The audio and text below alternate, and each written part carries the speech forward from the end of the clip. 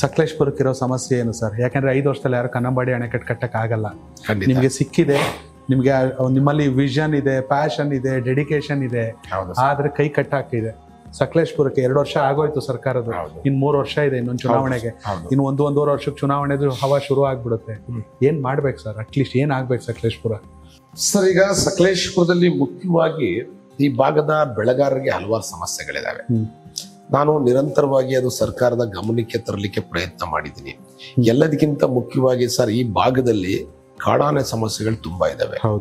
ಅದರಲ್ಲೂ ಕೂಡ ನಾನು ಶಾಸಕನಾದ್ಮೇಲೆ ನಿರಂತರವಾಗಿ ಸರ್ಕಾರಕ್ಕೆ ಎಚ್ಚರಿಸ್ತಕ್ಕಂಥ ಕೆಲಸವನ್ನ ನಿಜ ಪ್ರತಿ ಬಾರಿ ಕೂಡ ಅಧಿವೇಶನದಲ್ಲಿ ಸರ್ಕಾರಕ್ಕೆ ಗಮನ ತರ್ತಕ್ಕಂಥ ಕೆಲಸವನ್ನ ಮಾಡ್ತಾ ಇದ್ದೀನಿ.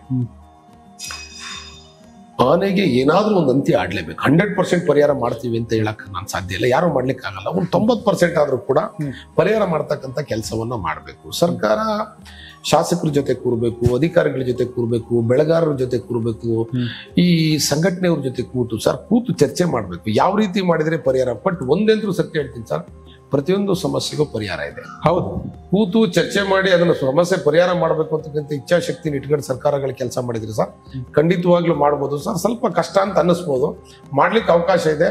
ಇದಕ್ಕೂ ಕೂಡ ಸಾಲ್ವೇಷನ್ ಇದೆ. ಹಲವಾರು ರಾಷ್ಟ್ರಗಳಲ್ಲಿ ಆನೆಗಳ ಸಮಸ್ಯೆ ಇದೆ, ಹಲವಾರು ರಾಜ್ಯಗಳ ಆನೆ ಸಮಸ್ಯೆ ಇದೆ. ಬಟ್ ಎಲ್ಲರೂ ಕೂಡ ಒಂದು ಹಂತದಲ್ಲಿ ಏನೋ ಒಂದು ರೀತಿ ಮಾಡಕ್ ಹೊರಟಿದ್ದಾರೆ ಅಂತಕ್ಕಂಥದ್ದು ನನಗೂ ಗೊತ್ತಿರೋ ಮಾಹಿತಿ. ಬಟ್ ಮಾಡ್ಬೋದು ಸರ್. ಮುಖ್ಯವಾಗಿ ಕಾಡಾನೆ ಸಮಸ್ಯೆನ ಪರಿಹಾರ ಮಾಡಿ ಈ ಭಾಗದ ಕಾರ್ಮಿಕರು, ರೈತರು, ಬೆಳೆಗಾರರ ಜೀವ ಉಳಿಸ್ಬೇಕಾದ್ರೆ ನಮ್ಮ ಜವಾಬ್ದಾರಿ ಇದೆ ಸರ್. ಮೊದಲಿಗೆ ಅದಕ್ಕೆ ಆದ್ಯತೆಯನ್ನು ಕೊಡ್ಬೇಕು ಸರ್. ಎರಡನೇ ವಿಚಾರ ಸರ್, ಈ ಭಾಗದಲ್ಲಿ ಪ್ರವಾಸೋದ್ಯಮವನ್ನ ಅಭಿವೃದ್ಧಿ ಮಾಡಬೇಕು ಅಂತಕ್ಕಂಥ ಇಚ್ಛಾಶಕ್ತಿ ಇದೆ ಸರ್. ಭಗವಂತ ಕೊಟ್ಟಿರ್ತಕ್ಕಂಥ ಪ್ರಾಕೃತಿಕ ಸೌಂದರ್ಯ ಸಕಲೇಶ್ಪುರದಲ್ಲಿದೆ. ಒಂದು ರೀತಿ ಸ್ವಿಟ್ಜರ್ಲೆಂಡ್ ಅಂತ ಹೇಳಿದ್ರು ಖಂಡಿತ ಆಗಲಾರ್ದು. ಅಲ್ಲಿ ಸ್ನೋ ಬೀಳುತ್ತೆ, ಇಲ್ಲಿ ಬೀಳಲ್ಲ, ಅಷ್ಟೇ. ಬಟ್ ಪ್ರಕೃತಿ ಸೌಂದರ್ಯ ತುಂಬಾ ಚೆನ್ನಾಗಿದೆ ಸರ್. ಆಕ್ಚುಲಿ ಇಲ್ಲಿ ನಾನು ಈ ಸರ್ಕಾರ ಬಂದ ನಂತರದಲ್ಲಿ ನಾನು ಮಾನ್ಯ ಎಚ್ ಕೆ ಪಾಟೀಲ್ ಅವರಿಗೆ ಹೆಚ್ಚು ಕಮ್ಮಿ ಒಂದು 5-6 ಲೆಟರ್ಗಳನ್ನ ಈ ಡೆವಲಪ್ಮೆಂಟ್ ದೃಷ್ಟಿಯಿಂದ ಕೊಟ್ಟಿದ್ದೀನಿ. ಇವತ್ತು ತನಕ ಯಾವುದೇ ₹1 ಹಣವನ್ನು ಬಿಡುಗಡೆ ಮಾಡಿಲ್ಲ ಪ್ರವಾಸೋದ್ಯಮ ಇಲಾಖೆ ಅಂತ. ಬಟ್ ಈ ಸತಿ ಏನೋ ಮಾಡ್ತೀನಿ, ಹಂಗ್ ಮಾಡ್ತೀನಿ, ಹಿಂಗ್ ಮಾಡ್ತೀನಿ ಅಂತ ಹೇಳ್ತಿದ್ದಾರೆ. ಯಾಕಂದ್ರೆ ಸರ್, ಈ ಭಾಗದಲ್ಲಿ ಹಲವಾರು ಜನ ಹೋಮ್ ಸ್ಟೇ ರೆಸಾರ್ಟ್ ನ ಮಾಡ್ಕೊಂಡಿದ್ದಾರೆ. ಹೌದು, ಇಲ್ಲಿ ತುಂಬಾ ಪ್ರವಾಸಿಗ ಸ್ಥಳಗಳಿದಾವೆ, ಅಲ್ಲಿಗೆ ಮೂಲಭೂತ ಸೌಕರ್ಯಗಳಿಲ್ಲ. ಮೂಲಭೂತ ಸೌಕರ್ಯ ಇಲ್ಲ ಅಂದ್ರೆ ಅಲ್ಲಿ ಎಲ್ಲಿ ಹೋಗ್ಲಿಕ್ಕೆ ಸಾಧ್ಯ? ಅಲ್ಲಿ ಹೋದಾಗ ವಾಶ್ರೂಮ್ ವ್ಯವಸ್ಥೆ ಇರ್ಬೋದು, ಮೇಲ್ಗಡೆ ಹೋಗ್ಲಿಕ್ಕೆ ವ್ಯವಸ್ಥೆಗಳಿರ್ಬೋದು, ಪಾರ್ಕಿಂಗ್ ವ್ಯವಸ್ಥೆಗಳಿರ್ಬೋದು, ಎಲ್ಲ ರೀತಿಯ ಮೂಲಭೂತ ಸೌಕರ್ಯಗಳನ್ನ ಕೊಡಬೇಕು. ಬಟ್ ಸರ್ಕಾರಗಳು ಸ್ಪಂದಿಸ್ತಾ ಇಲ್ಲ. ನಾನೀಗ ಹಲವಾರು ಜಾಗಗಳನ್ನ ಗುರ್ತು ಮಾಡಿದ್ದೀನಿ. ಹಲವಾರು ಬೆಟ್ಟಗಳಿರ್ಬೋದು, ಒಳ್ಳೊಳ್ಳೆ ಬ್ಯೂಟಿ ಸ್ಪಾಟ್ಗಳಿರ್ಬೋದು, ಪುರಾತನವಾದ ದೇವಾಲಯಗಳಿರ್ಬೋದು, ಹಲವಾರು ಪ್ಲೇಸ್ಗಳನ್ನ ಗುರ್ತು ಮಾಡಿ ಕೊಟ್ಟಿದ್ದೀನಿ. ಬಟ್ ಸರ್ಕಾರದಿಂದ ಯಾವುದೇ ಸ್ಪಂದನೆ ಕೂಡ ಸಿಗ್ತಾ ಇಲ್ಲ ನಮಗೆ. ಟೂರಿಸಂ ಡೆವಲಪ್ಮೆಂಟ್ ಆದ್ರೆ ಸರ್ ಡೈರೆಕ್ಟ್ಲಿ ಇಂಡೈರೆಕ್ಟ್ಲಿ ಸರ್ ಹೆಚ್ಚು ಕಮ್ಮಿ 1,000 ರಿಂದ 2,000 ಜನಕ್ಕೆ ಕೆಲಸ ಸಿಗುತ್ತೆ.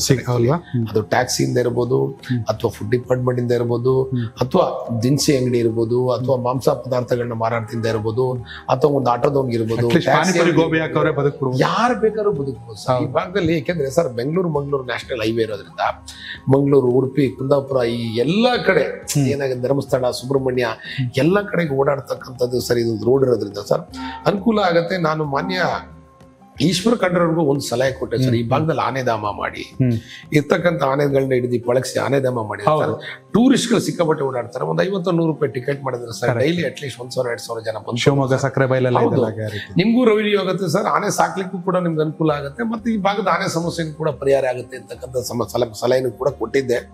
ಇನ್ನು ಅದಕ್ಕೂ ಸಮೇತ ಮನ್ಸು ಮಾಡಿಲ್ಲ ಅವರು. ನೋಡ್ಬೇಕು ಸರ್. ಮತ್ತೆ ಈ ಭಾಗದ ಒಳ್ಳೊಳ್ಳೆ ಎಜುಕೇಶನ್ ಇನ್ಸ್ಟಿಟ್ಯೂಟ್ ಈ ಭಾಗಕ್ಕೆ ಬರಬೇಕು ಅಂತಕ್ಕಂಥ ಆಸೆ ಇದೆ ಸರ್. ತಮಗೆ ಗೊತ್ತಿದೆ ಸರ್, ಇಲ್ಲಿಂದ ಹೋದ್ರೆ ಉಜಿರೆಯಲ್ಲಿ ಒಳ್ಳೊಳ್ಳೆ ಇನ್ಸ್ಟಿಟ್ಯೂಟ್ ಇದಾವೆ, ಬೆಳ್ತಂಗಡಿಲಿ ಇದಾವೆ, ಪುತ್ತೂರಲ್ಲಿ ಇದೆ, ಮಂಗಳೂರಲ್ಲಿ.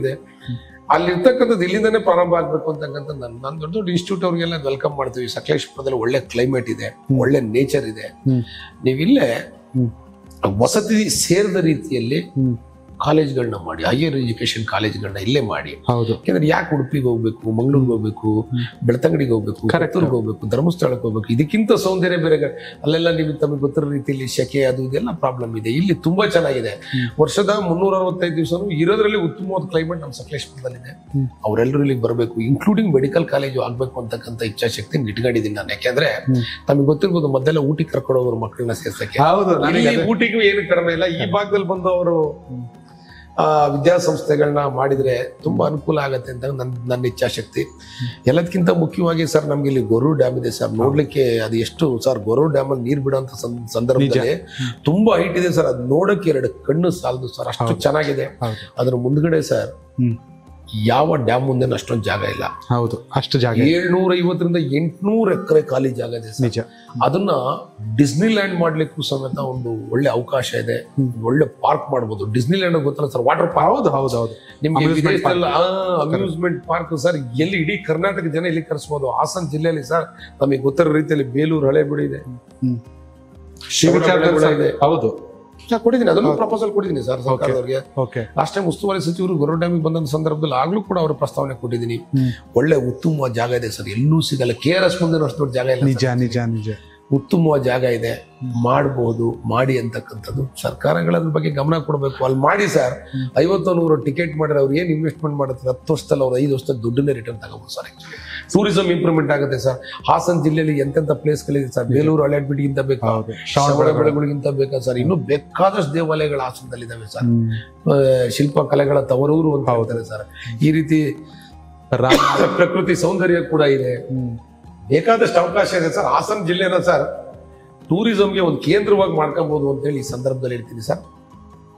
ತುಂಬಾ ಚೆನ್ನಾಗಿದೆ ಸರ್. ಸರ್ಕಾರಗಳಿಗೆ ಇಚ್ಛಾಶಕ್ತಿ ಬೇಕು, ಖಂಡಿತವಾಗ್ಲೂ ಮಾಡಬಹುದು.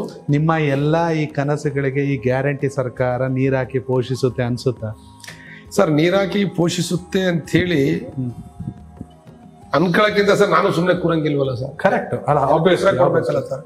ನಾನು ಪ್ರಯತ್ನಗಳು ನಿರಂತರ, ಪ್ರಯತ್ನಗಳೇ ಇಲ್ಲ ಅಂದ್ರೆ ಏನು ಮಾಡ್ಲಿಕ್ಕೆ ಸಾಧ್ಯ ಇಲ್ಲ. ಯಾವುದೇ ಸರ್ಕಾರ ಇರ್ಬೋದು, ನಮ್ಮಿಂದ ಫಸ್ಟ್ ಪ್ರಯತ್ನಗಳು ಬೇಕು ಸರ್. ಆ ಪ್ರಯತ್ನಗಳು ನಾನು ಮಾಡ್ತಾ ಇದ್ದೀನಿ. ಇವತ್ತಲ್ಲ ನಾಳೆ ಎಲ್ಲ ಒಂದ್ ಕಡೆ ಸಕ್ಸಸ್ ಆಗ್ತೀನಿ ಸರ್, ಖಂಡಿತವಾಗ್ಲೂ. ಕನೆಕ್ಟ್ ಕರ್ನಾಟಕ, ಇದು ನಿಮ್ಮ ನೆಟ್ವರ್ಕ್.